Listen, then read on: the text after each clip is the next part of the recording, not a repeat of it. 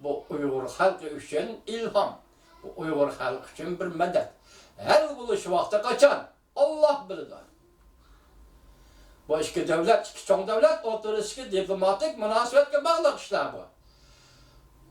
Her deseler hal bulup getirdiğin, ya ki her deseler taşınılıp kalıdığın meseleler emez. Ben sizge eytay efendim. İki devlet diplomatik münasebet ornatkan günden başlap Uygur meselesi, Tibet meselesi, Amerika, Cungo oturuşu tekitlivatkan, sözlülüp kelivatkan meseledir. Ötkenlik siyasi sözlülüp.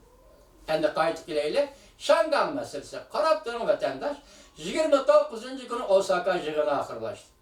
7 ayning 1 günü faqat 1 kun o'tdi. 7 ayning 1 günü 550 ming odam ko'chaga chiqdi.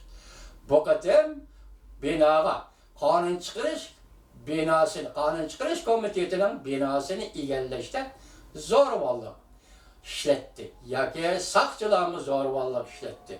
Yana darhol Şanganlik o'zini tutib olib 3 adamni o binada kaldırıp koyup başka namayişçiler çekindi.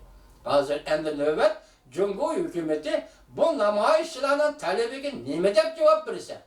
Künşiye geldi. Hazır nime dep de ben sözgeldik siyada hazır nime dep de dikkat kıldınız vatandaş.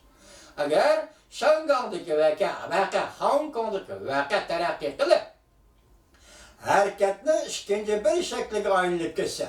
Bu vakti Cumhurbaşkanı ya ki Xi Jinping hükümeti bununla kandak takabıl durdu. Ya kandak çağrı bilen bir taraf kıldı. Bu da. İkincisi ahırlık hüküm, neyim deyip de tanıqav degene bunu el kıladigan endi adli çağrı yok.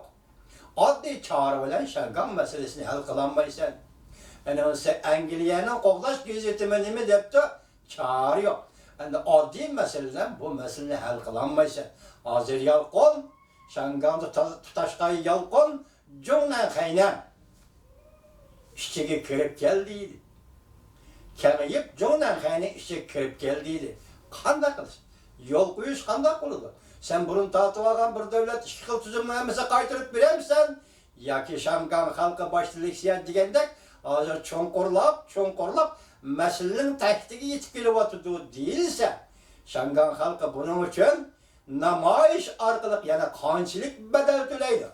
Biz buni eg'izdan chiqarmaylik. Boshda aytdik, Govingoy qaroqol debdi. Govingoyning qaroqollik darsi qancha Govingoy o'zi dedi. Xato tushunolmagan bo'lsam, Govingoy o'zi dedi.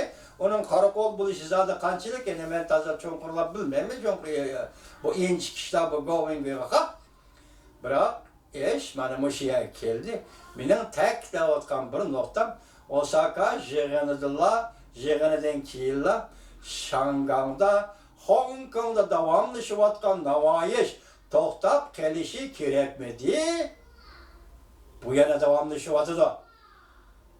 Savol shuki, bu namoyishning oxirgi natijasi nima bo'ladi, hurmatli vatandosh? Salomat bo'ling vatandoshim.